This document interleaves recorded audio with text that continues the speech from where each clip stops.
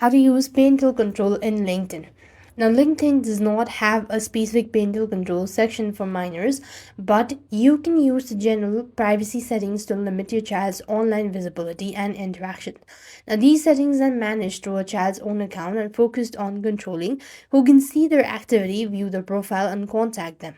Alternatively, a parent can use a third party parental control tool on a device the child uses to manage screen time and restriction access to certain apps and content as well.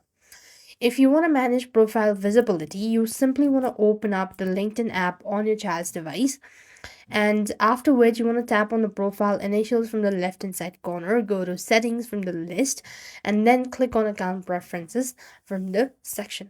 So as you go to account preferences section, you could just go and look for content preferences right on this page and accordingly make changes with your parental control.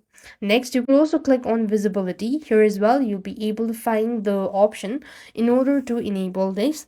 So go ahead and make sure to change it so, and this way you'll be able to use parental control and LinkedIn. So this is how it's work. I hope the video was helpful. Make sure to like, share, and subscribe. Thank you for watching. See you in the next video.